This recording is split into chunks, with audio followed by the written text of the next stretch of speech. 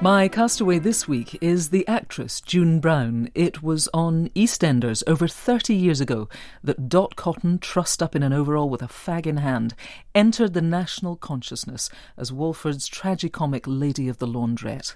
The storylines she's weathered throughout the decades are as nothing compared to the vicissitudes and triumphs of the actress's own life.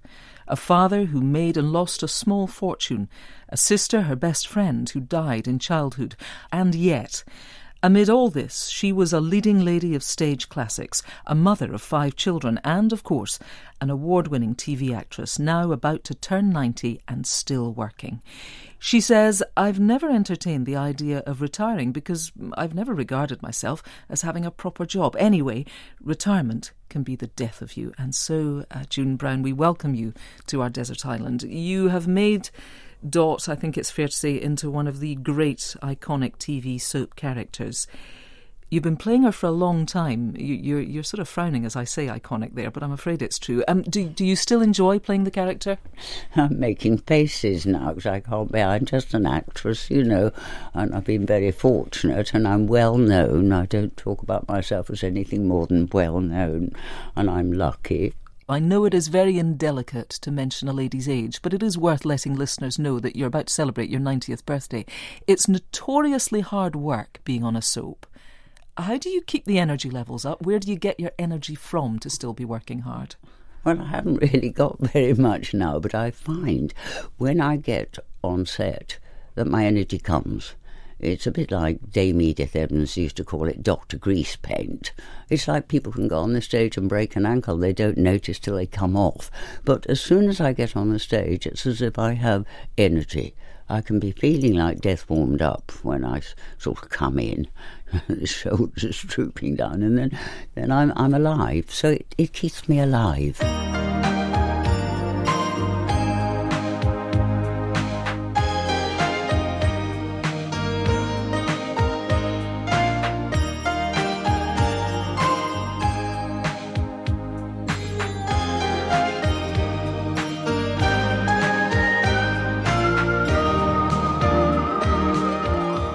Do you think that's genuinely true? I used that quote in the introduction, that you feel that work for you is the reason to get up in the morning still. Well, yes, I think that's why a lot of people are very lonely and get ill when they're older, because I think loneliness and having no motivation, nothing to work towards, I think it kills you.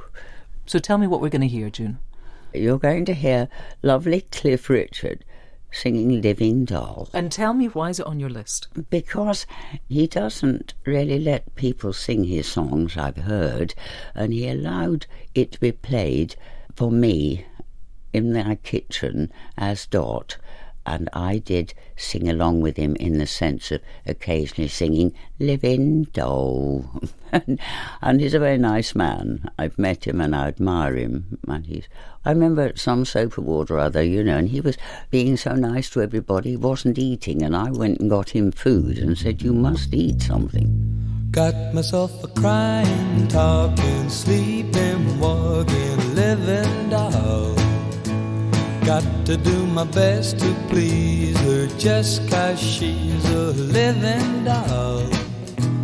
Got a roving eye, and that is why she satisfies my soul.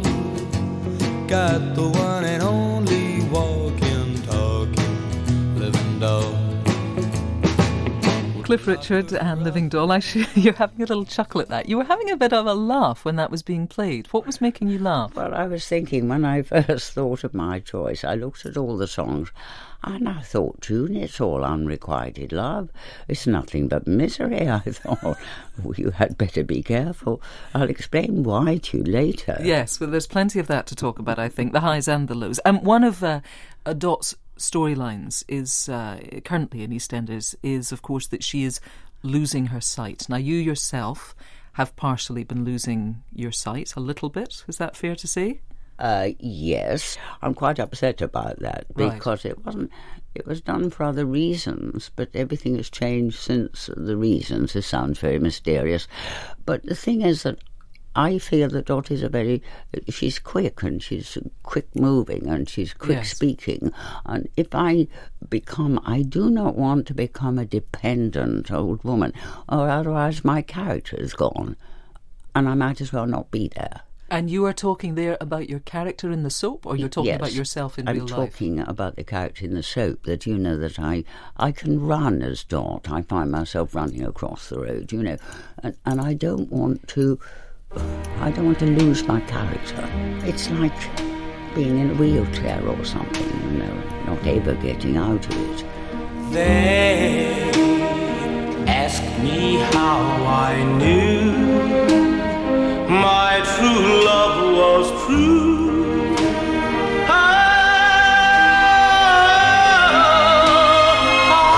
of course replied, something here inside cannot be denied.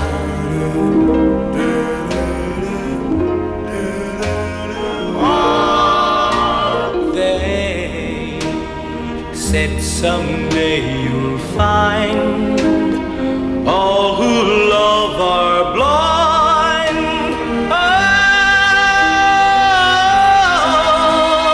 When your heart's on fire, you must realize smoke gets in your eyes.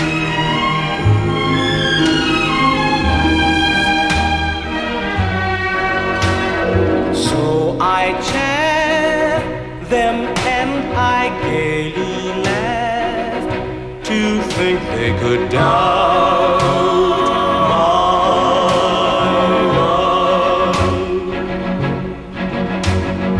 Yet today my love has flown away. I am without my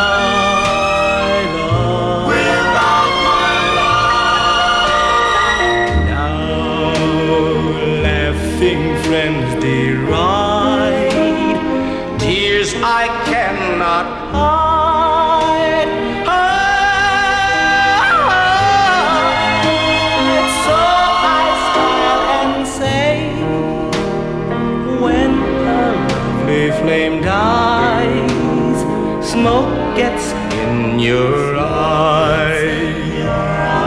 June, here's the thing. You arrived at our studio today, and as I say, you're a woman of a certain age. You arrived entirely alone, but you were sort of soft shoe shuffling and bopping along in your chair.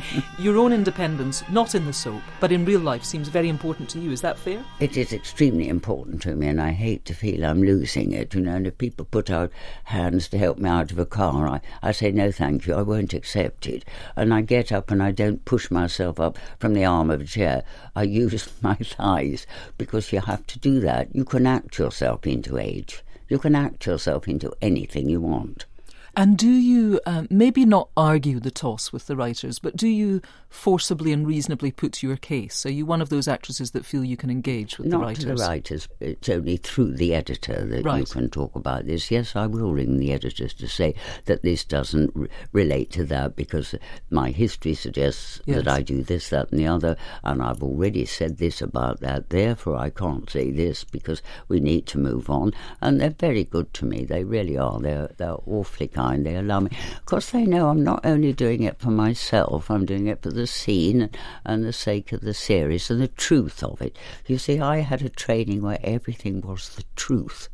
June Brown, let's have some more music. We're going to have your second now. My mother used to play very well. She was a very good pianist and she had a lovely voice. And when we were there, this is the first thing I remember. She would play in the drawing room, play the piano, and we, as small children, would stand there and sing with her. Pale hands I loved beside the Shalimar.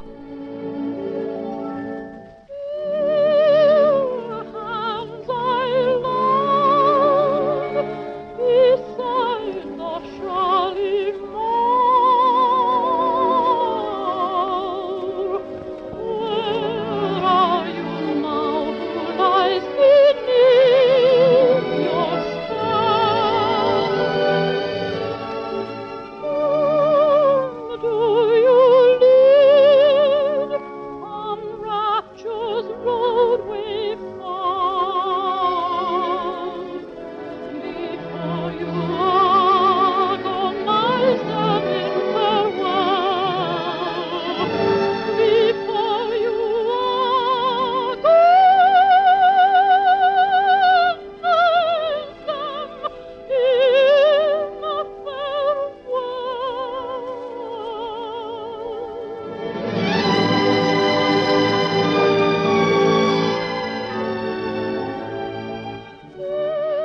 That was Deanna Durbin singing the Kashmiri song, also known, as you said in the introduction there, June Brown, as Pale Hands I Loved. You were born in 1927 in Suffolk. You were the second of 5 children. It was a pretty comfortable childhood, comfortably off, was it? Yes, but my father still had some money. He'd had a lot of money when he was young. He'd made a lot of money in what we called the Far East, and he was a produce buyer. My mother thought it was an immoral choice because you bought goods, produce, and you kept them until there was a bit of a drought or something, and then you sold them at high. Would you call that futures now or something? I think you would. Something like that. Anyway, Mother didn't think it was very moral. So anyway, unfortunately, he'd put all his money, it was a long time ago, in German banks in the 1913 sort of thing, and at the end of the war the mark was worthless. So his what was $500,000 then, which would be several millions now. Fortunes, really. Yes, went down to £20,000, which was still a lot of money. Now, of course, your Eastenders character, Dot, is devoutly religious. As a little girl, you went to evangelical meetings, and it's interesting you say your mother thought your father's profession, his fortune, was made immorally. Religion was important. My sister, the one who died, Marie's, she was a very spiritual child, but I never knew anything about the spirituality. My mother told me that she'd asked for her Bible to be brought in, and she died very quickly, And you were very close to her? 1 year, 4 months apart, yes. And she was like my mother. I didn't really know my mother till later, because Marie's was my mother. We were always together. She looked after me. She was never nasty. She never said anything horrid. She was patient. And how old was she when she died? 8. It had a profound effect upon you. Yes, it did, because I was very lonely, because she'd always been there. You had a brother who also died in infancy, and it's interesting to me that you say you feel you didn't see that much of your mother during childhood. Was that because you had nannies bringing you up, or was that because she was busy with the other children? Or I was always with Marie's. Right. I have memories of my mother playing the piano, as I say, and at the side door of the house coming out with scissors and blue crepe paper to make us dresses to do these performances of, fairy stories. So you do little plays as children? Oh, yes. But you see, I remember my mother coming, and that was to make us costumes out of the blue crepe paper. And what else do I remember of my mother? Very little.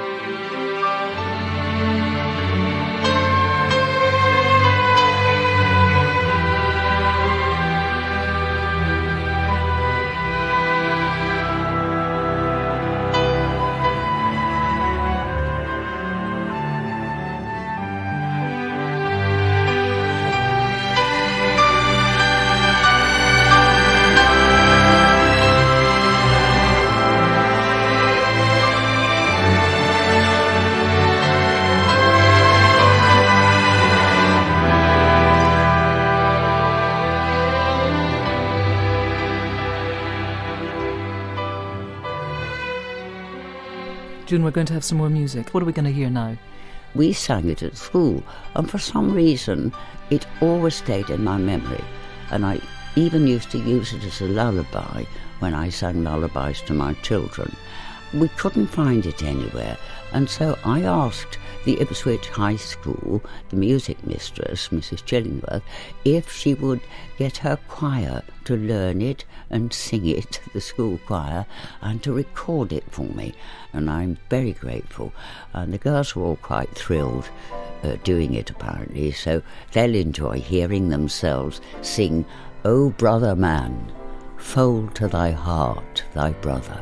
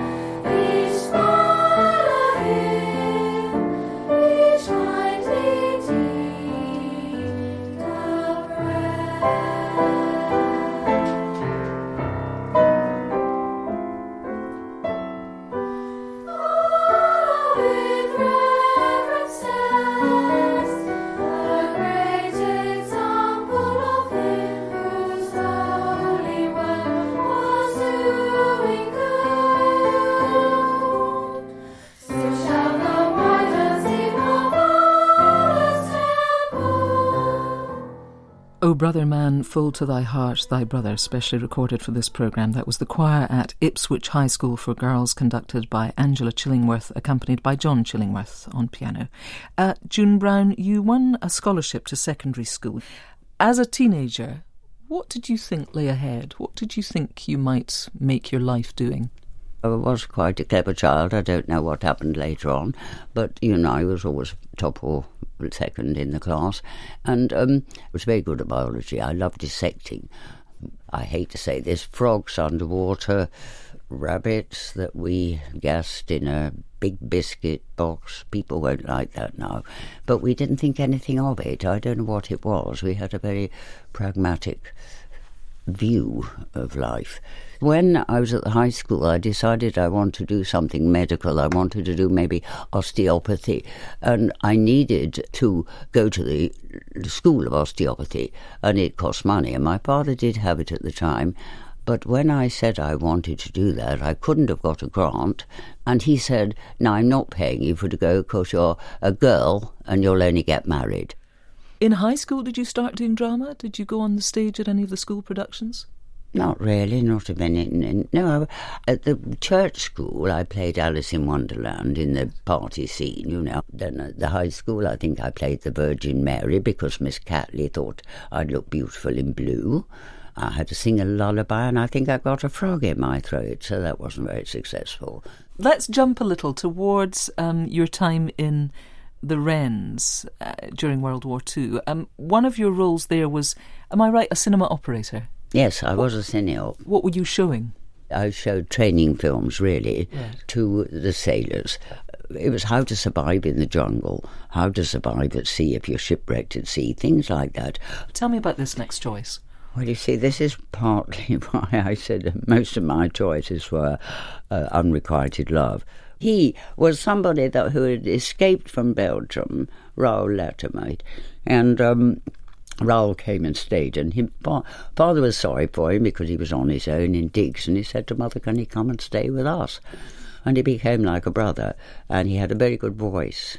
And we used to stand around the piano again, and mother would play, and he'd sing, and she'd sing, and we'd all sing, and I was very much in love with him.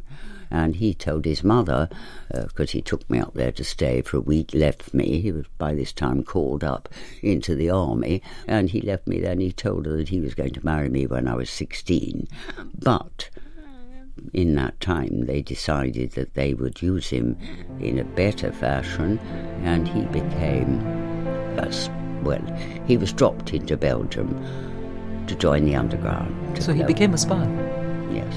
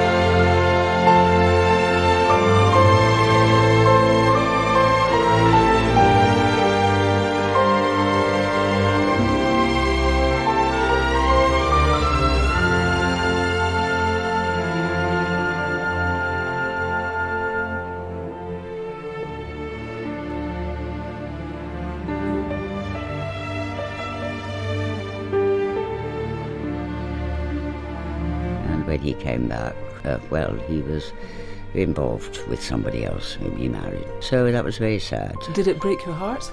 Well, I suppose it did. I was stunned when I realised what had happened.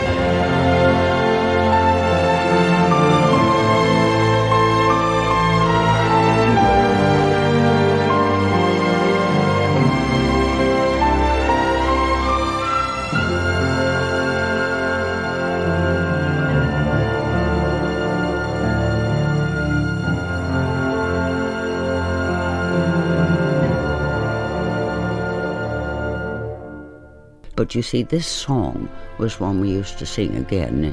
It's the song of the broken heart, this is called. What happened was we were always writing to each other, and the letters just stopped, and I didn't know what had happened. And I did actually go up to London, and I wrote and said I'll be coming up to Piccadilly and I'll be there all day, which I was.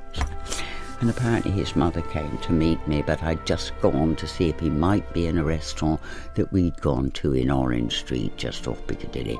We just missed each other. I stayed there all day and he didn't come. So this is a song for Raoul. And I used to play this and sing it to myself. Do you recall that night in June when first we met? Do you remember, love, the words we spoke? Have you forgotten all the tender vows we made in the silent, magical moonbeams' light? Gone are the golden rings with summer roses, and all our tenderest vows were made but to be broken.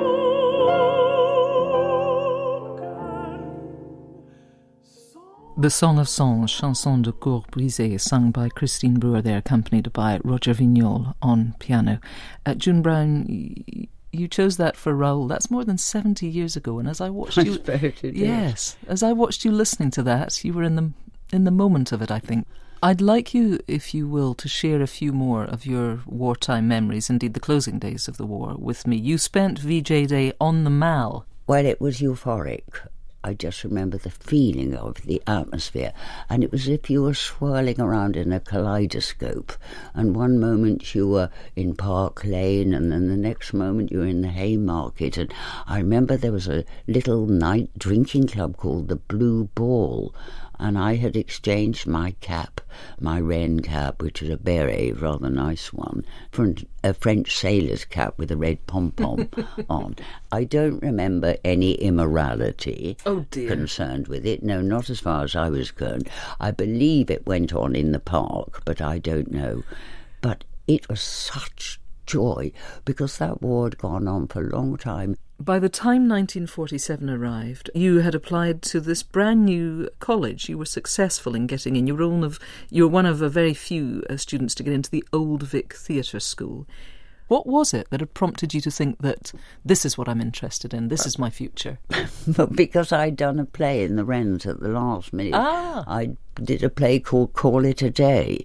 I then was demobbed and I didn't really know what to do. And my sister came home with the Times, an advertisement, saying that there was this new school, the Old Vic Theatre School, which was starting up in January, and to apply. And after you had graduated, it is extraordinary to think that you were working alongside people like Edith Evans, John Gielgud, Alec Guinness, in those early years of your stage career. To look back on that, I mean, it seems like an absolute golden age of British stagecraft. I did play Foible, which was the restoration made to Dame Edith Evans, and she gave me a lot of wonderful tips. What tips did she give you that you can share? Well, I went on. My first line was, "Madam, I've seen him." So I just dropped it on the floor. "Madam," I said, "I've seen him."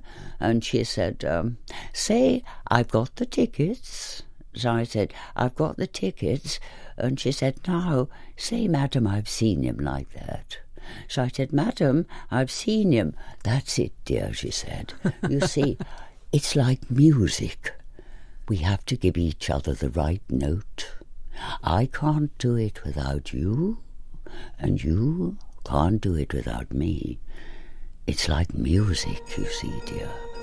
And that was a wonderful note. I mean, it's all Johnny One Note nowadays, isn't it?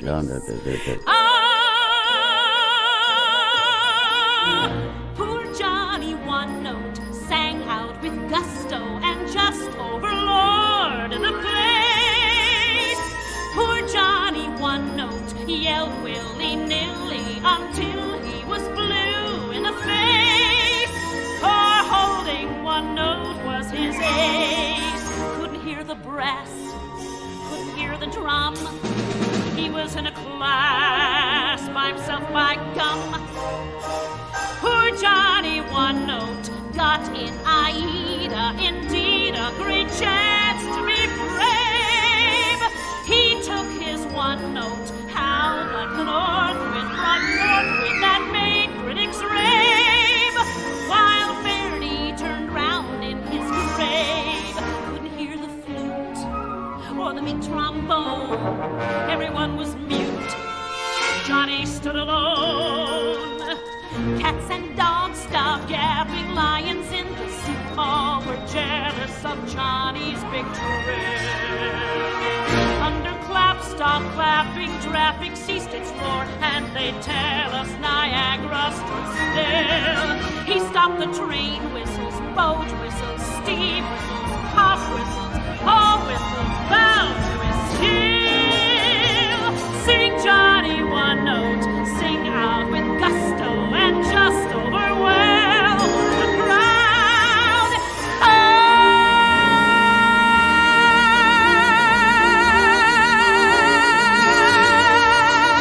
So sing, Johnny, one note out loud. Sing, Johnny, one note. Sing, Johnny, one note out loud.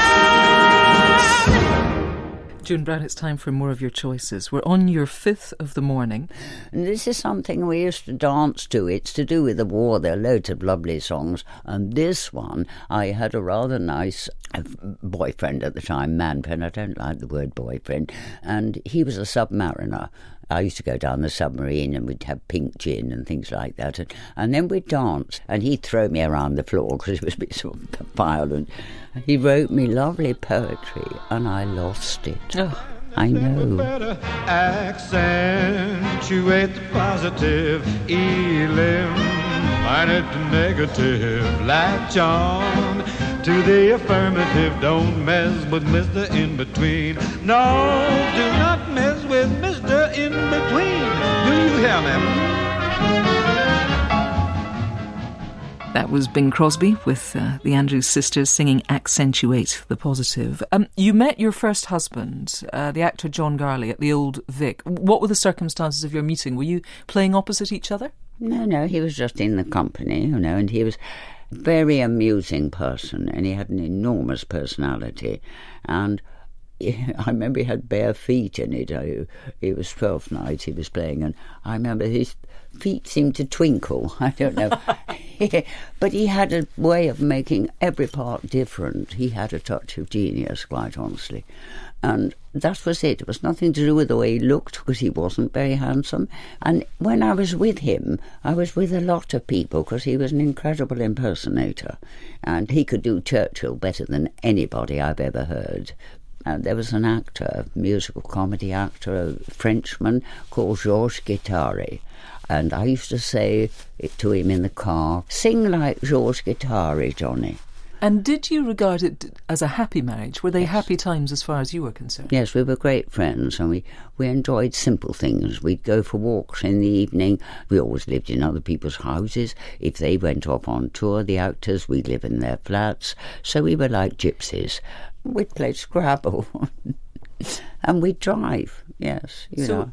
As you describe it then, this sort of unencumbered life with two young actors who were busy enough and who got on and who didn't argue, and then the night comes suddenly when your husband commits suicide. Was it entirely out of the blue for you? No, I don't think so. You see, he was always being put under somebody else who wasn't as good as he was, and by this time Johnny had kind of lost heart. And how did you, as a young woman, recover from your husband's suicide? How did you put yourself back together again after it? Our friends were very... through my friends. And I was very careful about it all. I used to cry in the car all the time on my own, but I never showed it. And I think people used to say, oh, isn't she marvellous, June? And a very wise old lady, Den Gilks, used to teach music and at Stratford. She was lovely. And she said, well, I wish she would break down because it will happen sometime.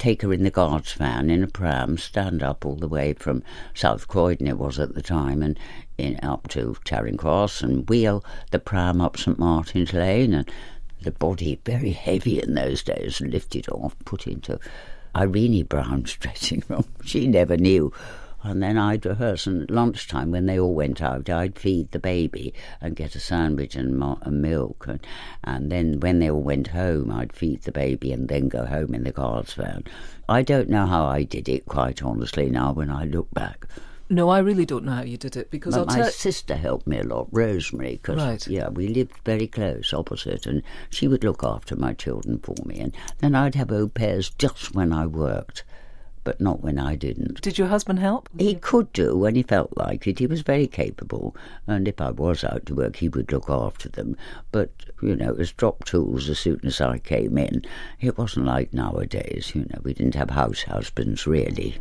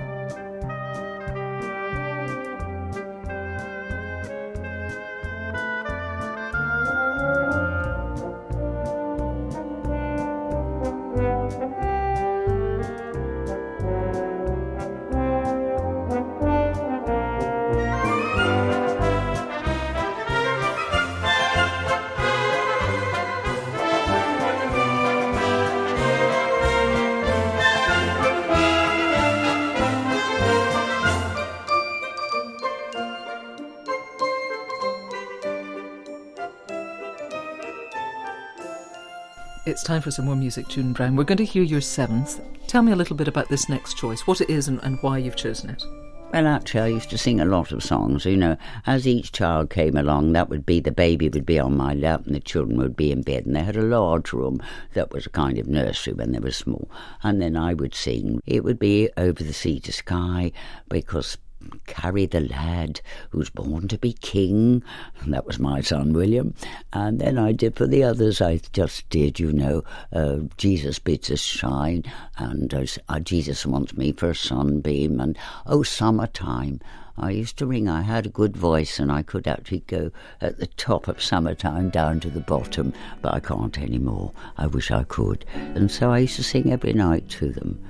Quite a long time. Sweet bonny boat, like a bird on the wing, onward the sailors cry.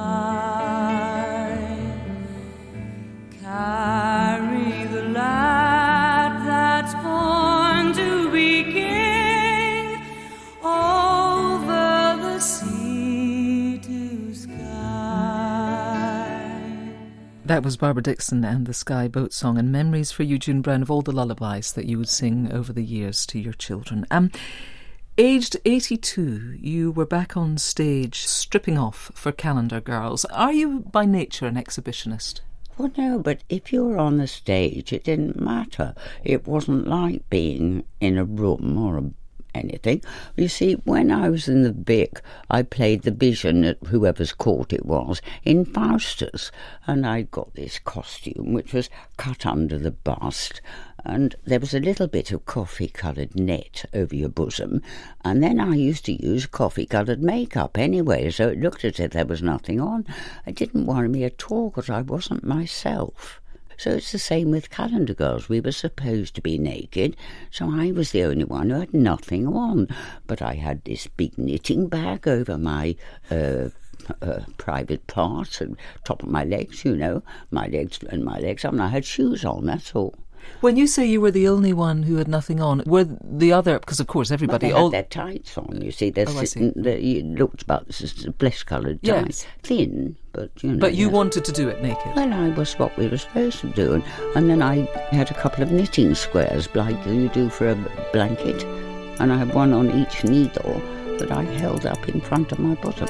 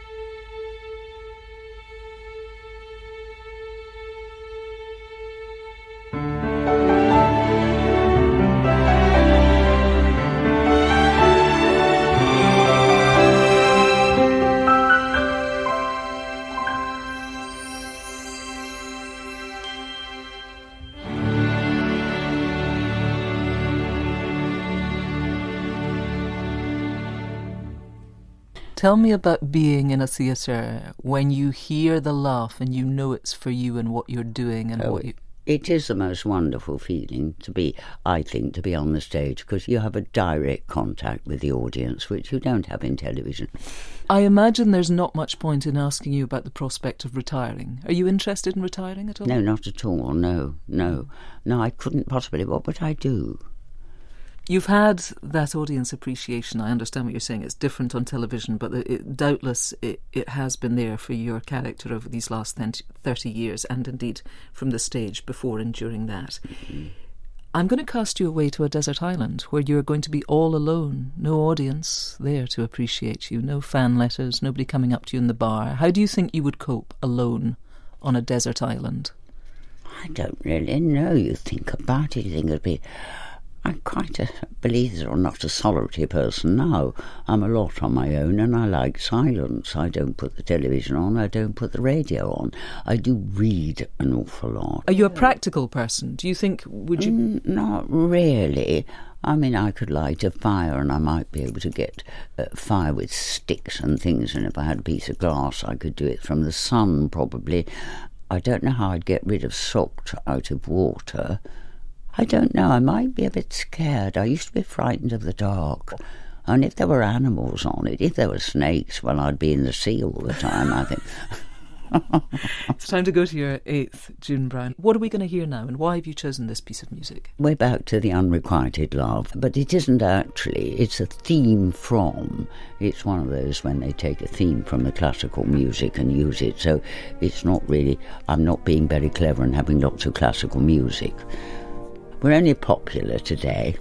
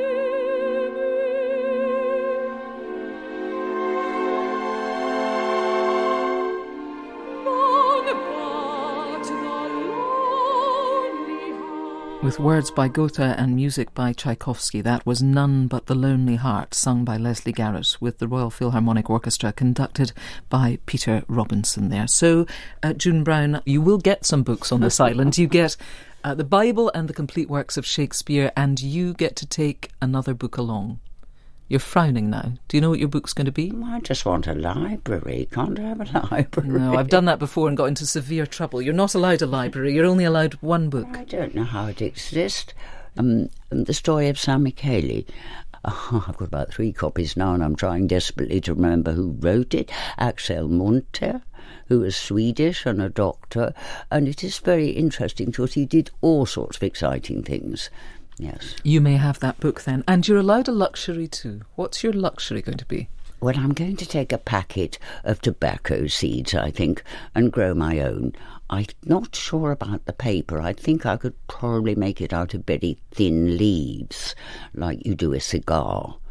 Or maybe even some of the tobacco leaves. Yes, that would be a good idea. We shall give you those tobacco seeds then. And one disc, you're looking very naughty having said that, one of the discs that you have I'm trying not to laugh. I don't know why. And I am making no comment on the tobacco seeds. And one of these discs, if you had to save just one, June, which one would it be?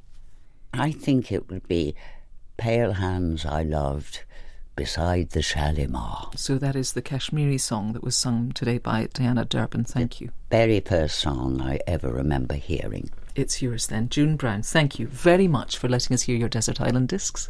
Thank you.